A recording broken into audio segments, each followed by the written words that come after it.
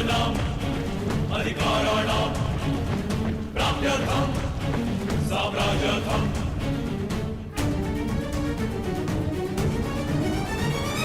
युद्धो न्यायस्य अन्याये यस्य धर्मार्थ भावे योग्यस्य वा अयोग्ये बन्धमिदं चक्रव्यूह। युधिष्ठिर, मैं कौरव सेनापति द्रोण चेतावनी देता हूं तुम्हें कि यदि तुम विजय प्राप्त करना चाहते हो तो इस व्यू के भीतर आओ, और यदि तुम इस व्यू को तोड़ने में सक्षम रहे तो हम अपनी पराजय स्वीकार कर लेंगे, और यदि नहीं तो तुम अपनी हार स्वीकार कर लेना। सुना तुमने?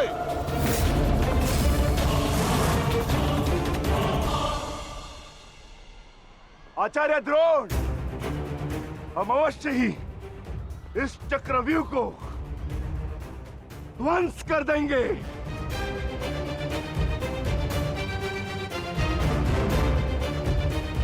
यह संभव है। चक्रव्यूह युद्ध का सबसे कठिन और सबसे विनाशकारी व्यूह है। इसका हल केवल अर्जुन के पास है। यह आचार्य द्रोण की योजना थी, इसीलिए अर्जुन को युद्ध भूमि से दूर किया गया।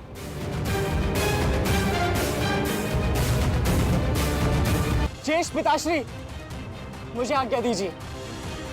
मुझे चक्रव्यूह के भीतर प्रवेश करने का मार्ग ज्ञात है। मैंने पिताश्री से सुना था कि ये मैं कर सकता हूं। नहीं अभिमन्यु, मैं तुम्हें इसकी अनुमति नहीं दे सकता। धर्मराज ठीक कह रहे हैं। आचार्य ने कुछ सोच समझकर ही इस व्यू की रचना की है। अब इसे शक्ति का सम्मिलित प्रहार ही तोड़ सकता है। मैं और भीम मिलकर प्रहार करेंगे।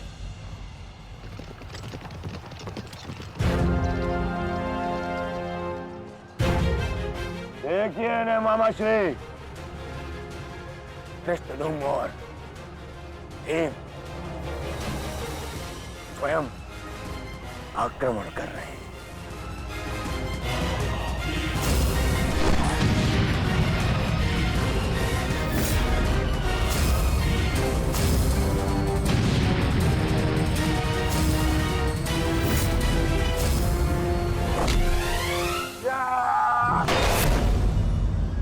आज इनके हर एक प्रहार का उत्तर है जयद्रथ।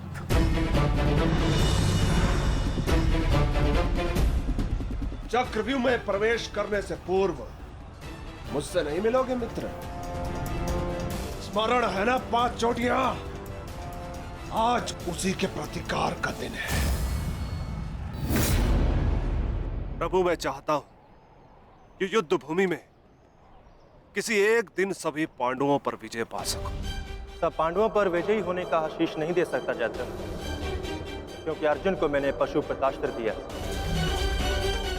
मेरा ही वरदान मेरी ही शक्ति को छीन नहीं कर सकता।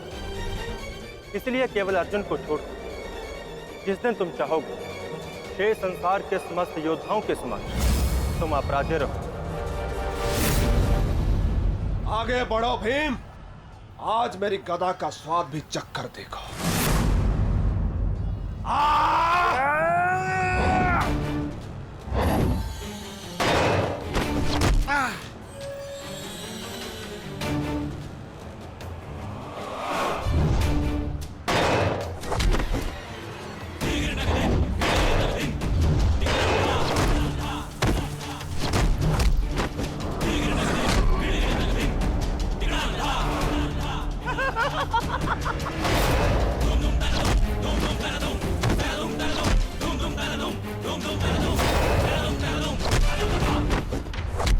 मारो से।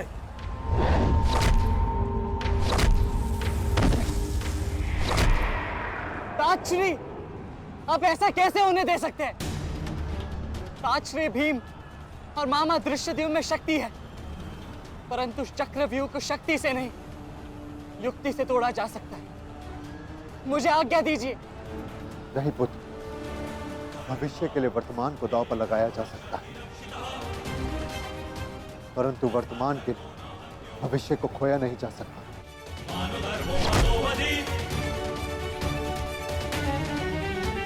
ताश्री भीम और मामा दृश्यद्युम्न में शक्ति है, परंतु चक्रव्यूह को शक्ति से नहीं, युक्ति से तोड़ा जा सकता है। मुझे आज्ञा दीजिए। नहीं पुत्र, भविष्य के लिए वर्तमान को दांव पर लगाया जा सकता है, परंतु वर्तमान के लिए भविष्य को खोया नहीं जा सकता। एक दांव लगाने के दोष के कारण मैं आज इस महायुद्ध में खड़ा हूं।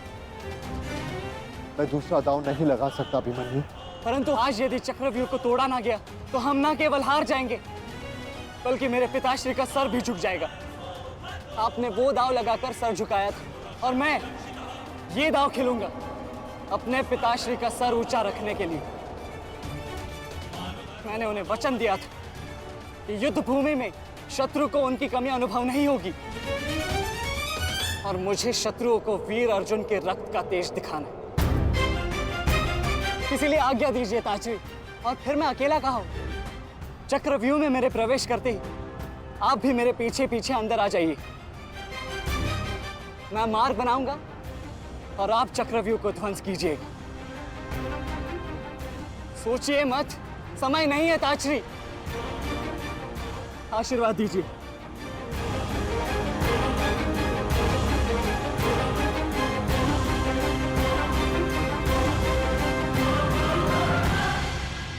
ठीक है पुत्र, किंतु सतर्क रहना। हम तुम्हारे पीछे ही रहेंगे। आगे बढ़ो।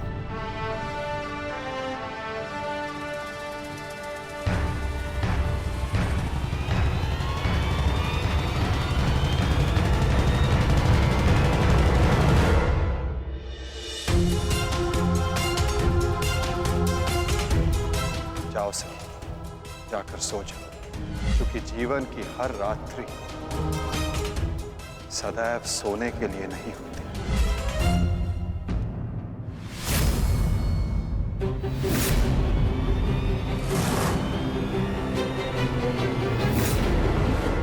मेरी सुरक्षा के लिए माता यज्ञसेनी का आशीर्वाद है मेरे साथ, और जब तक ये मेरे साथ है मुझे कुछ नहीं हो सकता।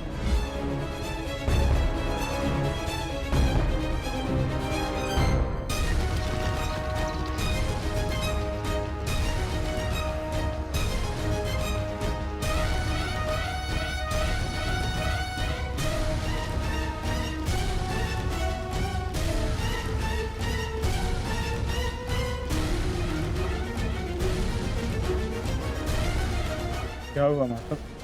आप रुक क्यों गए?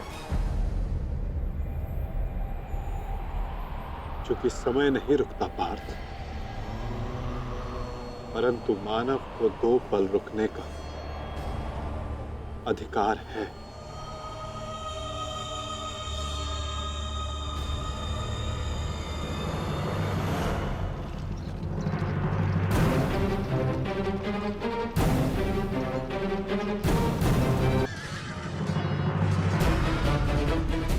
सारथी, आगे बढ़ो।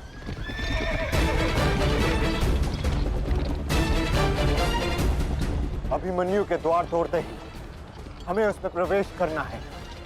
अभिमन्यु को दृष्टि में रखना, उसकी रक्षा करना हमारा कर्तव्य है।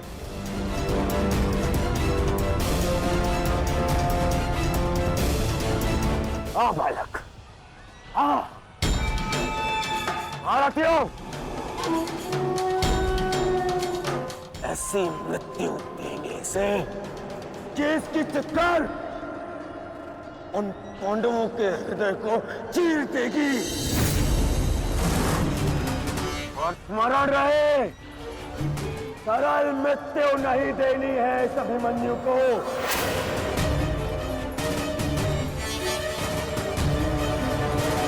नहीं देनी है ऐसे सरल मृत्यु।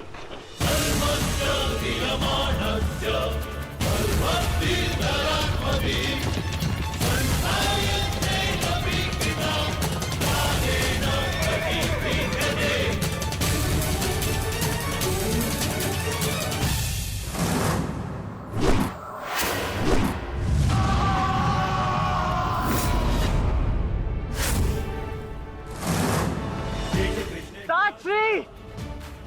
मुझे मार्ग मिल गया है।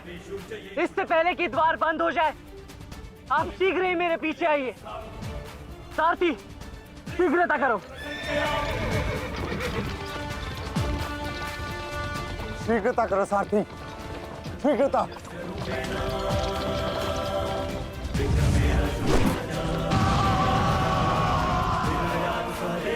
उत्तम अभिमन्यु, उत्तम।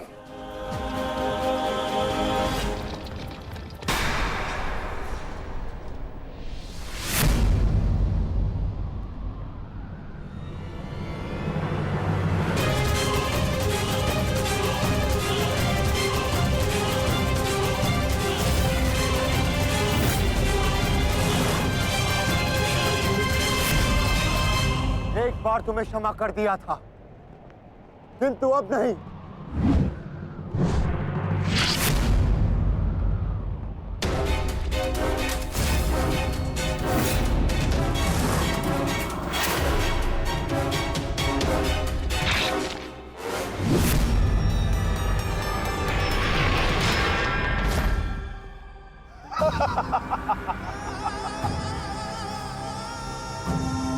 एक बार अपमानित हो चुका हूं, इस बार तुम्हारी बारी है पांडवों।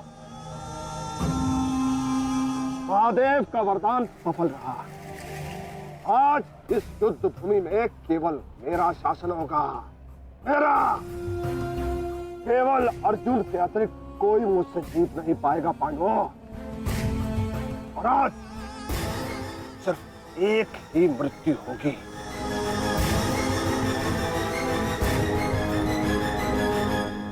अभिमन्यु की।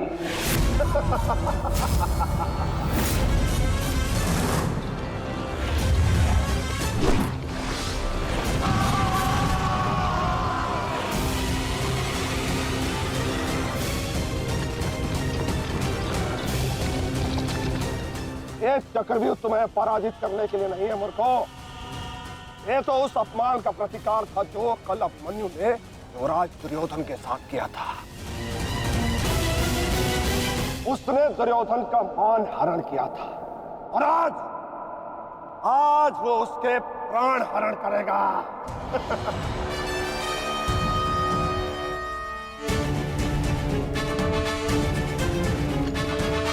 अभिमन्यु, लौट आओ, ये षड्यंत्र है। न्यायानां अधिकाराणां प्राप्त्यर्थं साम्राज्यर्थं न्यायानां अधिकाराणां प्राप्त्यर्थं साम्राज्यर्थं। व्यू के भीतर प्रवेश करना जितना चुनौतीपूर्ण है, उतना ही चुनौतीपूर्ण उससे बाहर निकलना भी है। और यदि बाहर निकलने का मार्ग मनुष्य को नहीं पता, तो उस मनुष्य का अंत निश्चित है।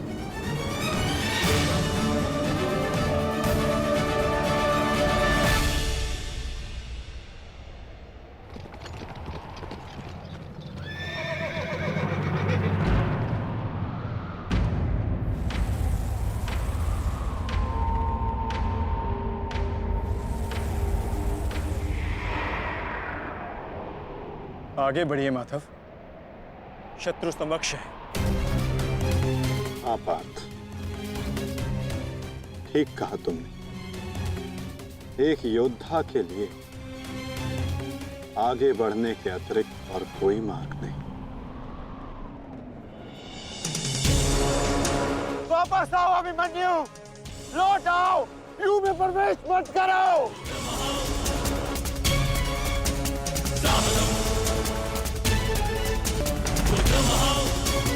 मेरे लिए अब लौटना संभव नहीं था श्री। यदि हमने इस चक्रव्यूह को नहीं तोड़ा, तो हम ये युद्ध हार जाएंगे और मेरे रहते ये संभव नहीं। समझने का प्रयत्न करो पुत्र, ये सब तुम्हें घेर कर तुम्हारे प्राण लेना चाहते हैं। लौट आओ अभिमन्यु, लौट आओ। एक योद्धा मृत्यु के भय से पीछे नहीं हटता था श्री। वो आगे बढ़कर मृत्यु का वरण करता है। और मृत्यु को भी अर्जुन पुत्र के बाणों का तेज सहना होगा।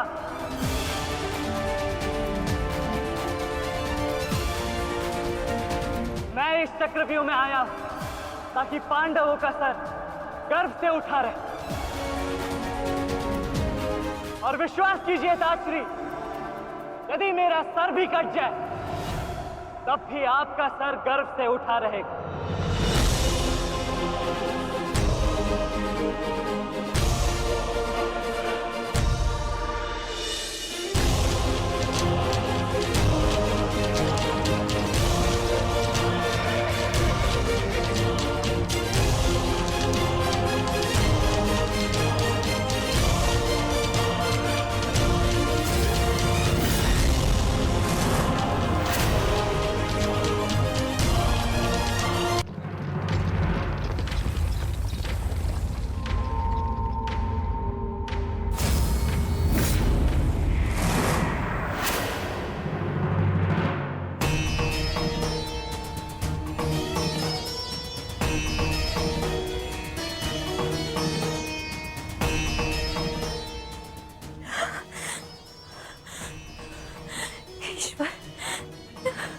ईश्वर मेरे पुत्र की रक्षा करना।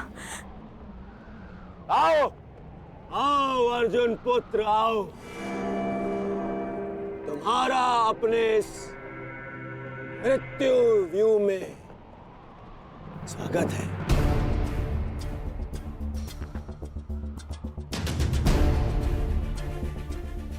एक वीर योद्धा से सुना था मैं, हे मृत्यु, तैयार यदि तू आने को प्रसन्न मुखा, द्वार खुला है तेरा स्वागत प्रसन्न मुखा।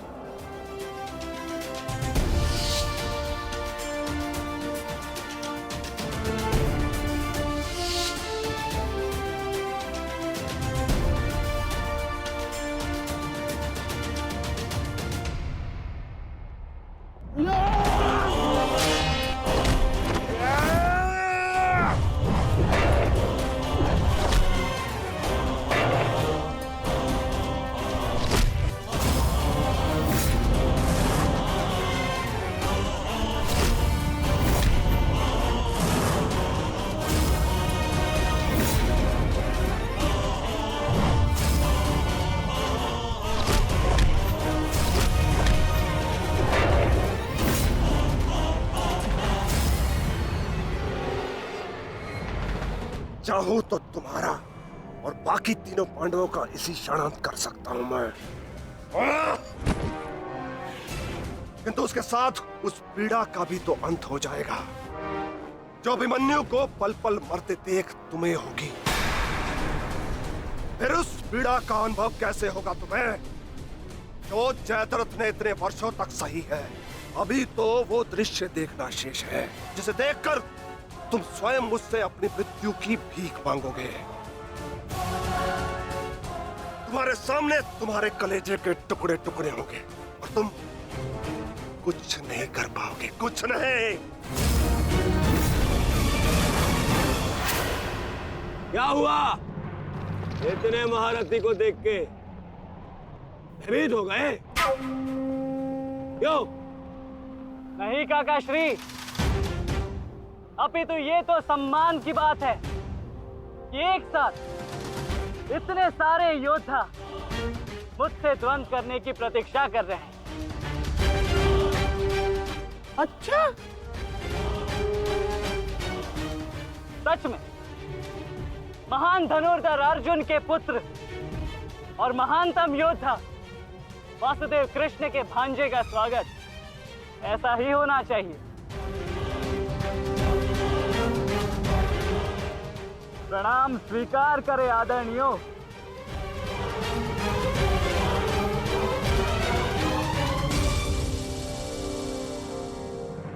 अपनी सीमा में रहो बालक।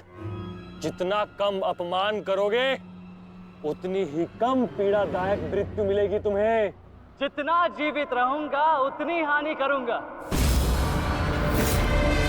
क्योंकि मेरी श्वास ही मेरा अस्त्र है और जब तक मेरी श्वास चलेगी तब तक यमदेव तांडव करेंगे।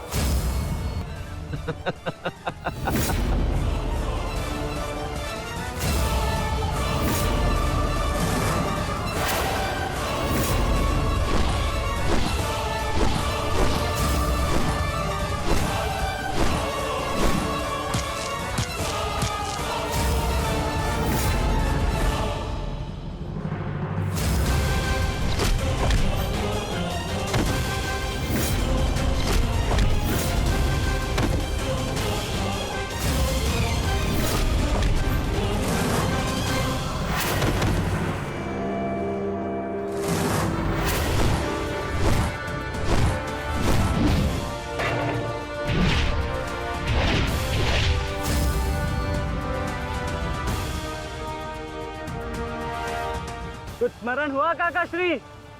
कहा था ना मैंने कि जब जब आपसे द्वंद करूंगा तब तब आपके वस्त्र हरण करूंगा, और तब तब आपके मुख पर इस लज्जा को देख अपने मन में जल रही प्रतिशोध की ज्वाला को शीतलता प्रदान करूंगा। हो गया मेरा अपमान, अब और नहीं। महारथियों, आक्रमण करो इस बालक पर।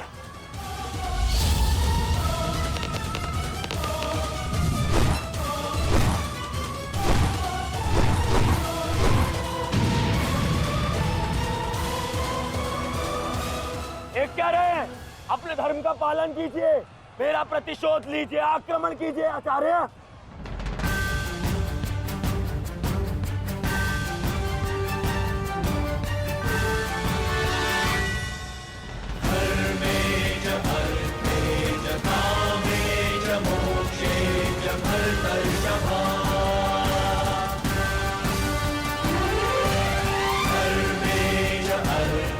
नहीं आचार्य द्रोण, ऐसा अनर्थ मत कीजिए। ऐसे अधर्म में आप कैसे सम्मिलित हो सकते हो? आचार्य, वो बालक है। रुक जाइए आचार्य, रुक जाइए।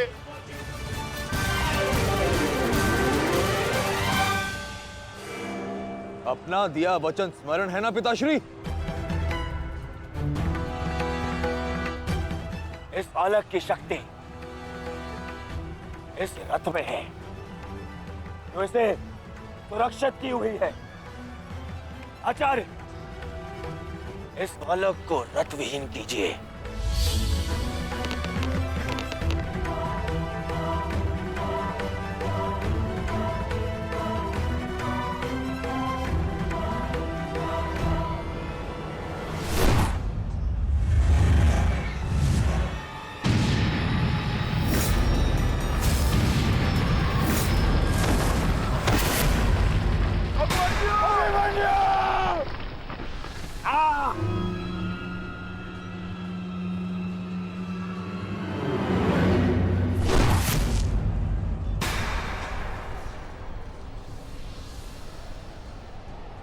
माधव,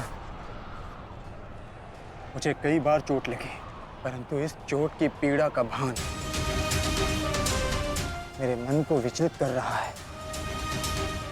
कहीं ये कोई संकेत तो नहीं?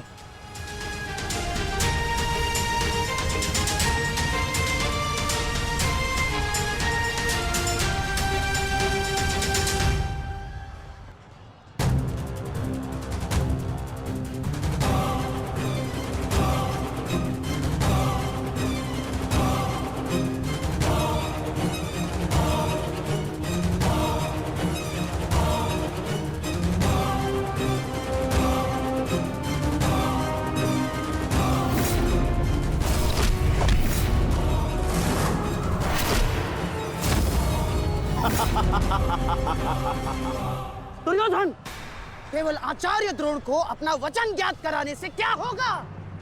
इतने अपमान के पश्चात भी अंगराज कर्ण तो जो के त्यों खड़े हैं। क्या इनका इस युद्ध के प्रति कोई